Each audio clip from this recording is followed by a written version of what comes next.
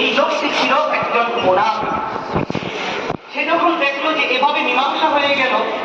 তখন সে আনসার সাহাবীদেরকে ডাকতে লাগলো, ডেকে বলল, দেখছো তোমরা যদি আজকে এই সকল নিম্নমানের